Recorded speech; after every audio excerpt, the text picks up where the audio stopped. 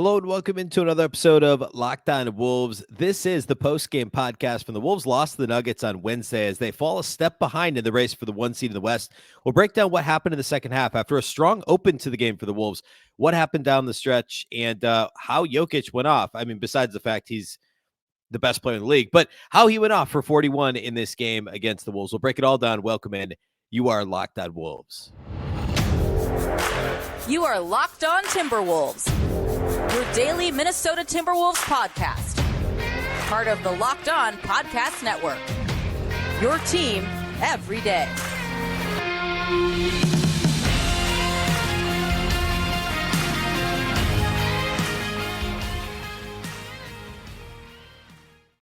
Hello and welcome to the Locked On Wolves podcast, part of the Locked On Podcast Network, your team every day. My name is Ben Beecken. I'm the host of Locked On Wolves.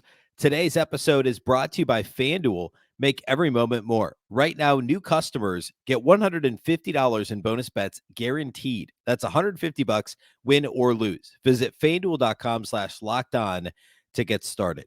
Happy Thursday, everybody. The Timberwolves fell to the Nuggets on Wednesday and are now, we'll call it a step behind in the race over the final 4 days of the regular season for the number one spot in the Western Conference. We'll talk a little bit more about that whole situation here later. But disappointing loss for Minnesota. They led at halftime. Lots to get to today regarding what happened in the second half of this game. I want to spend most of the time on how the Wolves have chosen to defend Jokic and the Nuggets more broadly, and specifically what that looked like in this game, and potentially what, you know, if this thing ends up being a Western Conference Finals matchup, which is certainly feasible, what that looks like for the Wolves. So lots to get to here today. Big thank you off the top, though, for making Locked On Wolves your first listen every day. Of course, this show is free and available everywhere. That includes YouTube, as well as all of your favorite audio platforms. Wherever you like to listen to podcasts, you can find Locked On Wolves. You can also watch on the Locked On Sports Minnesota app on both Roku and Amazon Fire TV, and you can follow on X at Locked On T Wolves and also at Beecken. That's with two B's, two E's, CKEN. A reminder also that you can watch the live postcast on Locked On Sports Minnesota YouTube channel. There was one late last night, of course, following Wolves Nuggets, the late 9 p.m. tip on national TV in the Mountain Time Zone. But Luke Inman and Jack Borman of Katie Supas went live on Locked On Sports Minnesota on YouTube. That audio is actually the episode before this one in your audio feed for Locked On Wolves as well. So check out that postcast after every Wolves game. All right. So, of course, everyone knows coming into this game what the Wolves are up against, right? Second night of a back-to-back. So were the Nuggets, but the Wolves were traveling into altitude as the road team following a Wizards game that was closer than it should have been and forced the Wolves to kind of, be in it late, right? Like that could have been a game where the Wolves got more rest. Instead, they were in a dogfight on Tuesday. So they were behind the eight ball Wednesday, plus no Karl-Anthony Towns. All the Nuggets banged up guys played. Everyone that was listed as questionable, which perhaps wasn't a surprise. And, there was all the Jokic said the stuff that he said about the game not mattering that much to them and all that stuff. Obviously, this game mattered. And I don't know that it mattered necessarily that much more or less than any other game, certainly not less. But like both teams wanted to win. And the Nuggets, clearly the way they were acting toward the end of the game and the way the crowd was reacting, they felt like it was important for them to, remind everyone, I guess, that they're the best team in the Western Conference. Overall, over the course of the season, the Wolves have been the more consistent and better overall team. I think going into the playoffs, no matter what, and I said this on the Minnesota basketball party on Wednesday, no matter what, if the Wolves still could get the number one seed, right? If Denver loses one of their last two and the Wolves win their last two games, Minnesota gets the number one seed. People are still going to pick Denver to come out of the West. And I understand it. I'm not arguing against it. It doesn't matter who the one seed is at this point in terms of who people are picking in the playoffs. People are going to pick Denver. They're the reigning champs. And if you want to argue the Wolves are a better team, you're splitting hairs. Yeah, they've got a better net rating. They've been better against better competition. They've been better in the division. They've been better in the conference. Sure. Best defensive team in the league. I'm not going to sit here and make that argument. I'm just saying you could, but it's not like, it's close, right? So when it's close, you're going to take the defending national champs or defending NBA champs. I don't know why I said national, defending NBA champs. So all that to say, clearly Denver wanted to try and make some sort of a statement. And when this game started, it was weird. Like the first quarter, for much of it, it was like haymakers, back and forth, a 3-point battle from two teams that don't shoot like a crazy number of threes. I mean, the Wolves obviously shoot threes extremely well. They're second in the league coming into this game in percentage, but they're 17th in 3-point attempt rate and only 23rd in attempts per game. Denver, I think, is dead last, if I'm not mistaken, in 3-point attempts per game, despite having a really great offense. I'm going to verify that I'm right about that. Yeah, dead last in 3-point attempts per game and dead last in 3-point attempt rate. And of course, Denver is a team that is happy to play slow as well, right? Denver's 28th in pace at Basketball Reference. The Wolves are 24th in pace. And neither team shoots all that many three-pointers. But yet early in the game, it was up and down. It was back and forth. It was three-pointer after three-pointer. Both teams were making them. And then sometime early in the second quarter, the game got really sloppy and it was low scoring, right? This was like a track meet in a good way early and then a track meet in a bad way in the second quarter where neither team was taking care of the basketball. There was a lot of transition play from two teams that don't get out in transition that much, either one of them.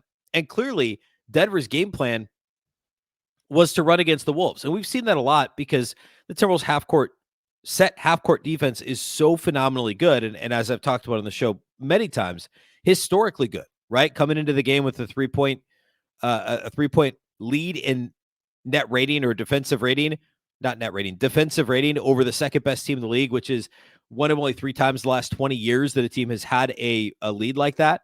And actually the second best in the last 20 years, the second largest margin between the league's best defense and second best defense in defensive rating in the last 20 years. Denver knows that. Denver wanted to play fast, and they did early, and it worked. They were shooting threes in transition. They were shooting mid-range jumpers in transition. It was just the more possessions we can get, the better. The more possessions we can get, if you're Denver, against a Timberwolves defense in transition, right? A Timberwolves defense that's not set, that's trying to defend in the open floor, trying to cross-match, etc. It was a really smart game plan. And yet still at the end of the first quarter, the Timberwolves had a 2-point lead, and then they had a 3-point lead at halftime. And Minnesota did a pretty good job at scoring in their own right early in the game because they did struggle with transition defense. But at halftime, they had the 3-point lead. A lot of it was due. There was that sequence in the second quarter with the Rudy block and then, pushing down the floor. Jaden throws the behind-the-back pass to Rudy for the dunk to finish it. That was an awesome possession. One of the top possessions, sequences, I guess, of the season for the Wolves. But the reason why that stands out is because we don't see that very often. The Wolves don't run very often after turning teams over. We've talked about that too. The cleaning the glass numbers, the Wolves are 29th in pace on cleaning the glass, which is a little bit, well, actually, I think it might have bumped up slightly here post-cat injury, but for the longest time, they were last. And then they were 29th for a long time in pace, but they're like 25th in running off of opponent turnovers, off of steals. So that's one of the reasons that highlight stands out is the Wolves don't run that much, and that's okay. But they, especially without Karl-Anthony Towns, which hopefully now this is the last game or one of the last couple of games without Cat on the floor, it's one of the reasons why transition, like, it stands out when they don't take advantage of these opportunities because they have the athletes to do it. And they have the length defensively to be disruptive. And the Wolves aren't like, for as good as they are defensively, they're what? They're 7th in opponent turnover rate defensively. So that's a good number, but they're not like otherworldly in terms of turning other teams over. But if they just ran a couple more times a game, that would really inflate their offense. And I know that Chris Finch knows that. I know he's employed them to run often, but that possession was a kind of a really good example of in a game where, again, the Wolves didn't get to 100 points until pretty much garbage time. So for an offense that's had some problems pushing the pace, should help that quite a bit. I want to talk a couple more things before I get to the Nikola Jokic, the way the Wolves tried to guard Jokic in this game, and then we'll talk about studs and duds. That's how we'll close out the show here today. Today's episode of Locked On Wolves is brought to us by our friends at Nissan. Are you the kind of driver that likes to push things a little further? Do you ever wonder what adventure might be around the next corner? Our friends at Nissan have a lineup of SUVs with the capabilities to take your adventure to the next level. The 2024 Nissan Rogue is perfect for city drives and great escapes. Class exclusive Google built-in is your always updating assistant to call on for almost anything. Gone are the days of connecting your phone. Google Assistant, Google Maps, and Google Play Store are built right into the 12.3-inch HD touchscreen infotainment system. The 2024 Rogue is the perfect midsize crossover for your next adventure. Nissan's incredible lineup also includes the 2024 Nissan Pathfinder. It has room for up to 8, an expansive cargo capacity, and advanced available 4x4 capability. With 284 horsepower and up to 6,000 pounds towing, when adventure calls, the Pathfinder is there to answer. Take the Nissan Rogue, the Nissan Pathfinder, or the Nissan Armada and go find your next big adventure. Shop nissanusa.com.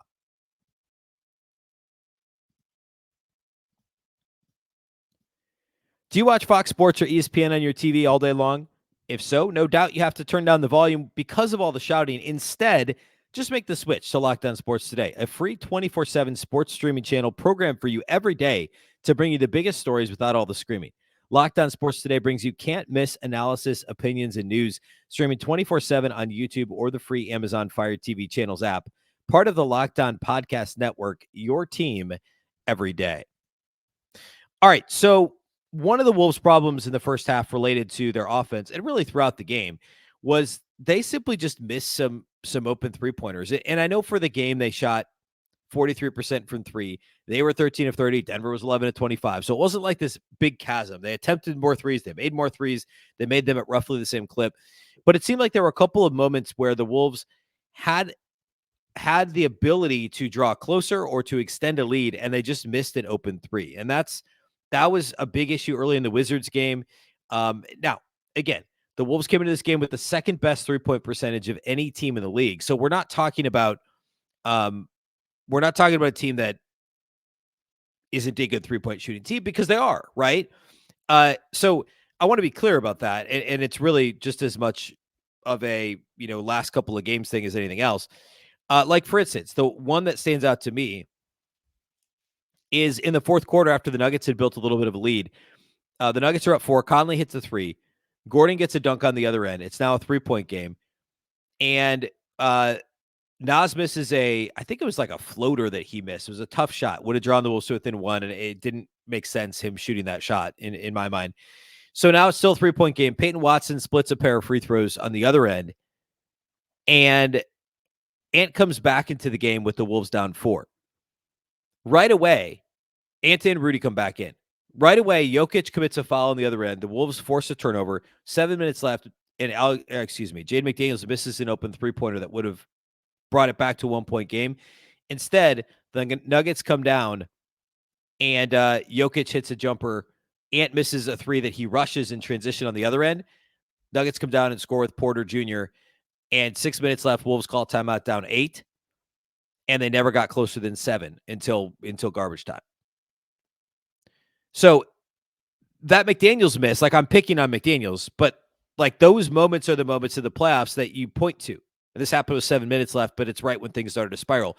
Sometimes it happens with 4 minutes left, but and I'm not saying that's like the moment, but that's one that I stuck out to me when it happened, because the Wolves had a chance to get back to within a point. They had survived the Ant-less minutes. They had survived the Rudy-less minutes. And we'll talk more about rotations here in a moment. But like, moments like that are so, so important. And Jaden was only 1 of 4 from 3 in this game. Nas was 0 of 4. Everyone else that shot a 3 shot the ball well. Right? I mean, the Wolves as a team, they hit, I guess Dacian Nix hit one in garbage time. That was the only garbage time. Minot hit one in garbage time too. But Conley was 5 of 9. Ant was 2 of 6. Not great, but fine. Monte Morris was 2 of 2. Nickeil Alexander-Walker only attempted 1 3. By the way, Alexander-Walker only played 18 minutes in this game. Part of that is the size of Denver and the lack of size Minnesota has without Towns and without, and then with Nas and some early foul trouble. But, like, Alexander-Walker's been so good lately. I was surprised he only played 18 minutes.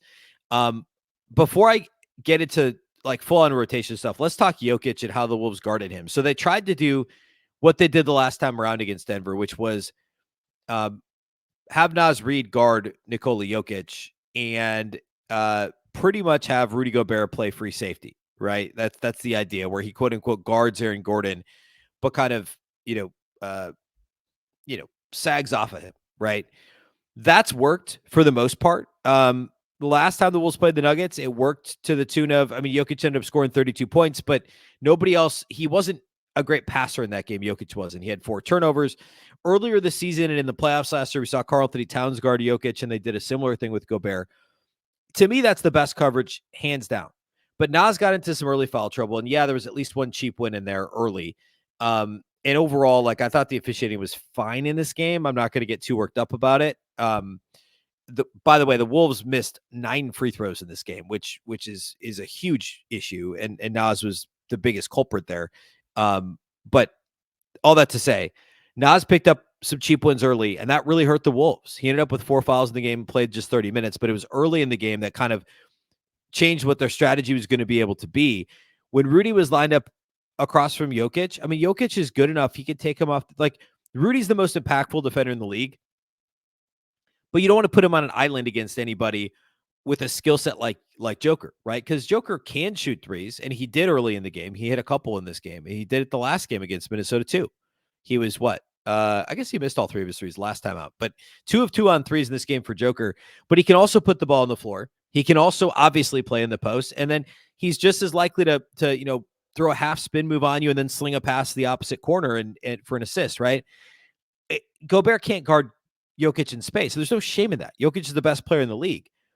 The Wolves' best defense is if they're able to be physical with Jokic, with somebody who can move their feet and is better laterally in space, like ideally Karl-Anthony Towns is the perfect mix. Nas is a little bit smaller, and this sounds weird, but like the technique, I actually believe Karl-Anthony Towns at times has better defensive technique than Naz Reid when he's guarding somebody one-on-one. Not at times, I think almost all the time. As good as Naz has been defensively this year, where Cat struggles with his technique is actually more on offense, when he flails and he hooks and he pushes off and off-arm stuff.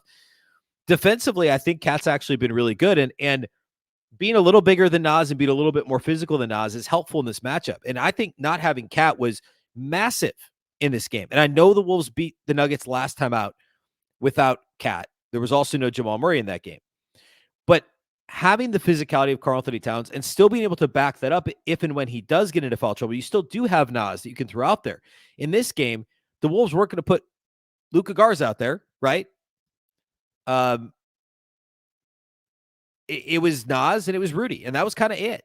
And they tried Kyle Anderson on him, and Jokic ate Kyle Anderson up. The Nas with Rudy kind of shadowing was the best lineup defensively for the Wolves in terms of guarding Jokic. And the best lineup in the playoffs is going to be Cat guarding Jokic with the combination of size, athleticism, physicality, technique with Rudy lurking. Because Aaron Gordon's not going to hurt you. I know he ended up getting to 14 points that was last game. He had 14 points. He only had 5 points in this game, and they were both dunks.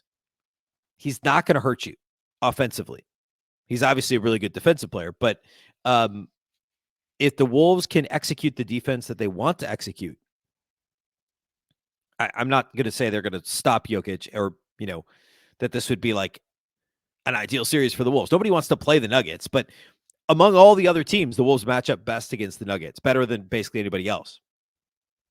And Cat is a huge part of that. Rotation-wise in this game, related to that, I got to believe that if the Wolves were to see the Nuggets in a playoff series, that Chris Finch would find a way to better stagger his minute or his rotation, because Jokic and Ant take very similar breaks. And I think maybe the answer is simply having Karl-Anthony Towns on the floor when Jokic is off the floor, and that probably is what Finch will do, more so than making sure Ant's on the floor. And that's for a couple of reasons. One, because you have to take advantage of those minutes, and Cat is a really, really good player. And two, Cat can focus on scoring. You don't have to worry about being physical with Jokic if Jokic isn't on the floor. And Cat can exert all that energy into scoring. And then when Jokic comes back, Ant can come back, and Cat can be out there for part of those minutes. There's just got to be the rotation. Those minutes have to be staggered a little bit differently in a playoff series. And like, I don't want to give this too much play, but there's all this chatter on social, people complaining about Anthony Edwards with his breath. Like, what are we doing, guys? Like, this is a second night of a back-to-back at altitude, a week before the playoffs start. Yeah, it'd be great to get the number 1 seed, but what would be better is making sure that you don't kill Anthony Edwards right before the playoffs, because 1, 2, or 3 seed. You've still got home court in the first round, in the second round. Like, I mean, just let's calm down. I mean, Ant's going to get his rest. And somebody said something on Twitter about the Nuggets would kill the Wolves because, like, Joker doesn't rest in the playoffs. Like, Jokic only averaged 37 minutes a game in the first round against the Wolves. Even in the finals, he's still sitting 6 minutes a game. So these guys are still going to get rest. This isn't college basketball where the best player plays 39 minutes out of 40. These guys are going to get a break. That's just how it works. And especially at altitude on a back-to-back. And Ant and Jokic are both going to get their rest at the start of the second and fourth quarter. That's how both of them operate.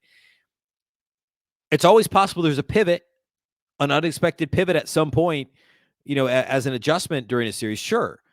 But that's not going to happen in game 79 of the regular season when I know that the ESPN phrase was, this is, for all intents and purposes, a playoff game. It's not a playoff game. The only time this matters, and when you could throw this back at me and say I was wrong, is if the Wolves have to play a game 7 in Denver in the Western Conference Finals, and then it matters. But a lot of stuff has to happen before then, right? Either one of these teams could be upset. Injuries, God forbid, they happen. And that's the thing here, is you're trying to avoid that, right?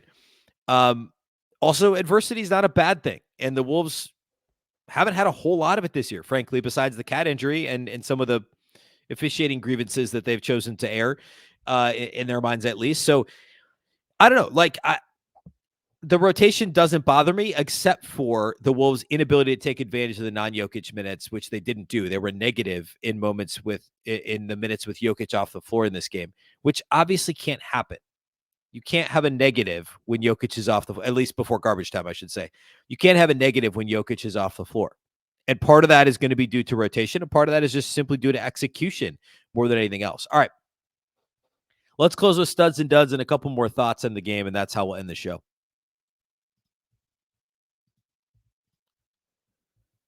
Today's episode of Locked On Wolves is brought to us by our title sponsors at FanDuel. It's playoff time in the NBA and in the NHL. Baseball is in full swing now. We're more than a week into the season, and FanDuel is your place to bet on every single game. Right now, new customers get $150 in bonus bets guaranteed. That's $150, win or lose. I cannot wait to look at the lines for the playoffs and the odds for different playoff series. We talked a little bit about awards here the other day. Gobert is the major favorite to win Defensive Player of the Year. We talked about Naz Reid has a real shot at Sixth Man of the Year. Right now on FanDuel, Malik Monk is minus 250. Naz is the second on that list at plus 220. Coach of the Year, Chris Finch, is second on that list, but Mark Daigneault of the Thunder is a massive favorite at minus 550 with Chris Finch behind at plus 600. I understand Daigneault winning it. It should be closer. Those odds should be shorter for Chris Finch. But anyway, you can bet on everything from slap shots to home runs to slam dunks, all in an app that is safe, secure, and easy to use. What are you waiting for? Visit FanDuel.com/lockedon and make your first bet an automatic win. FanDuel, America's #1 sportsbook. All right, let's talk individual studs and duds for this one. For the Wolves, I'm still going to give one to Ant. I know he had a quiet fourth quarter, but he had a couple of those threes early in the third quarter and had some moments in the first quarter. Was a big part of the Wolves being in the lead for as long as they were in this game, when frankly nobody else was really stepping up besides Mike Conley offensively. Ant will need to do more in the playoffs in the fourth quarter. And like, I'm not saying he needs to play ISO ball more. I'm just saying that he needs to have the ball in his hands more frequently and dictate some terms. And playing fast doesn't mean shooting a three.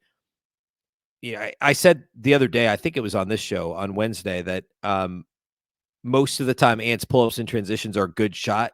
Pull-up threes in transition are good shots because they're usually mostly open. He's a good pull-up three-point shooter, and three-pointers are usually a good shot for anybody, right? Virtually anybody.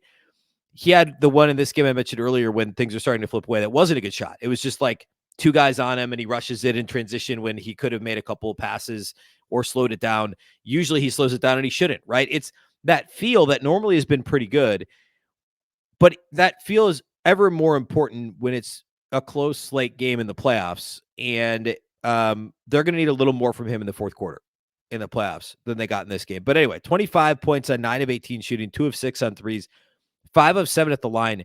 I don't think he shot a free throw in the first half. And he didn't shoot a free throw in the second half against Washington, which, by the way, Jack Borman, our friend Jack Borman, editor-in-chief at Katie Supis and panelist on the Minnesota Basketball Party on Wednesdays, and also co-host of the postcast right here on Locked On Wolves. Jack had the stat on Wednesday. I think it was Ant had, 30 points in the second half on Tuesday and didn't shoot a free throw, which is only the second time a player's done that in this season. The other one was Kevin Durant.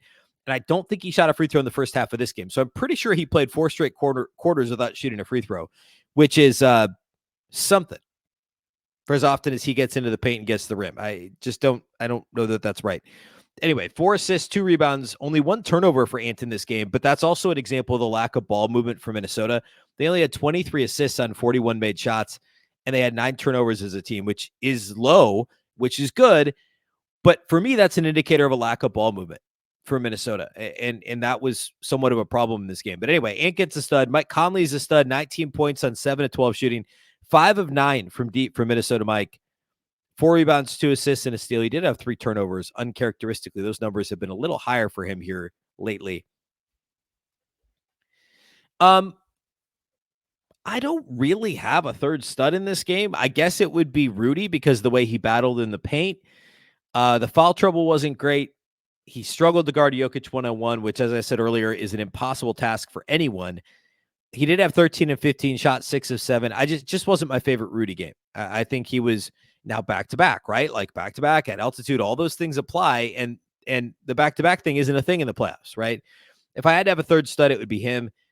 Duds for me, once again, I thought Kyle Anderson just didn't have a great game. That was the case Tuesday. He had 4 points on 1 of 5 shooting. He did have a couple of blocks, which were nice, but he committed 4 fouls in 15 minutes, struggled when he guarded Joker, and took a couple of ill-advised shots as well. So Slow-Mo's a dud for me. Jaden McDaniels had an uneven performance. I wouldn't say it was a dud, but missing open threes wasn't great, and I thought the defense was good, not great for Jaden. Just a lot of guys had okay games here, right? It was really only Conley and Edwards that stood out. I'm not going to give Naz a dud either because I thought when he was on the floor, he had that one move that was insane. What was that, third quarter? Kind of the like a spin move in front. It was weird. It was like instead of a regular spin move, he spun the reverse way and like pirouetted and then ended up with a right-handed layup. It was just a crazy move. But Naz was 0 of 4 on threes and 1 of 5 at the line, just 6 of 19 shooting. So 0 of 4 on threes, shot 15 two-pointers and made only 6 of them. Naz was also the only Wolves starter that had a positive plus-minus. So for whatever that's worth, just not a good shooting night for Naz, and also the foul trouble wasn't great. But I thought overall, like Naz was okay. I mean, it wasn't like a bad performance for Naz Reid, I don't think.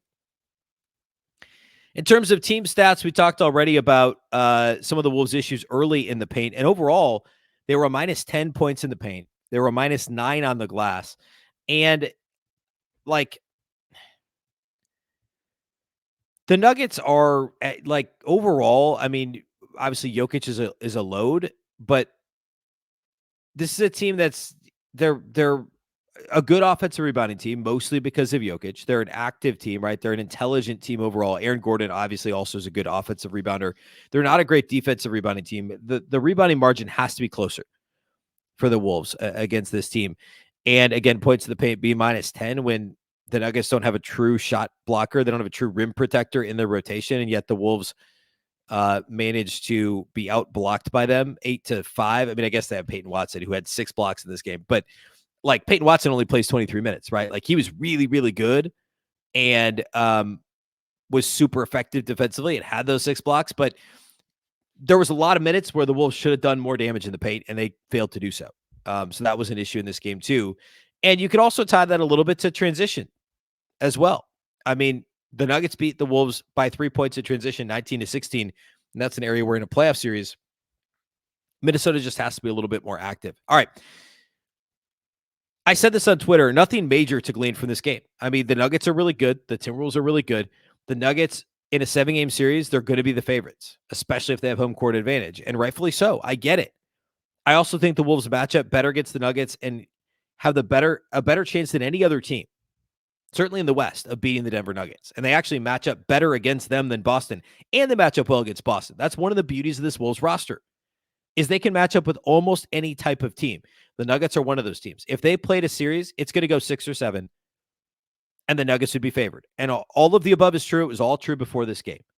If anything else, it just reinforced my belief that Karl-Anthony Towns would be the key player in this series. I know that the Nuggets can't necessarily guard Anthony Edwards if he gets going.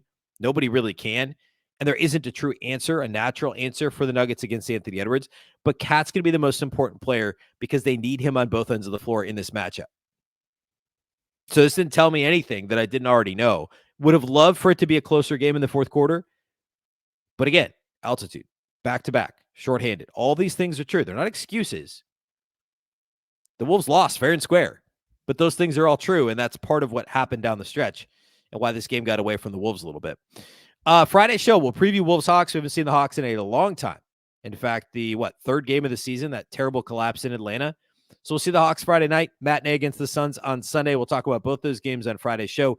We'll also kind of handicap the final weekend of the season and what, where the Wolves are most likely to end up. As of right now, the Timberwolves are technically third. They're showing up third on the ESPN standings, but they have the tiebreaker over Oklahoma City. So I'm not really sure because the first tiebreaker is division winner, but they're in the same division. The second tiebreaker is division record, which is the same. And the third tiebreaker is conference record, which the Wolves have the edge over the Thunder, and they split the season series. So I don't think this is read on ESPN. I think the Wolves have the tiebreaker over OKC and should be second. But anyway, we'll talk about it Friday. We'll find out for sure. Talk about what needs to happen, the different scenarios over the weekend. We'll preview Wolves, Hawks, and Wolves, Suns. Lots to get to on Friday's show. A big thank you for making Locked On Wolves your first listen every day. Of course, this show is free and available everywhere. That includes YouTube, as well as wherever you like to listen to podcasts. You can find Locked On Wolves. You can also watch on the Locked On Sports Minnesota app on both Roku and Amazon Fire TV. And you can follow on X at Locked On T-Wolves and also at Beecken with 2 B's, 2 E's, C-K-E-N. Of course, the Locked On Wolves podcast is part of the Locked On Podcast Network. Remember, the Locked On Network is your local experts on all the biggest stories. Once again, I'm Ben Beecken. This is the Locked On Wolves podcast, and we'll catch you next time.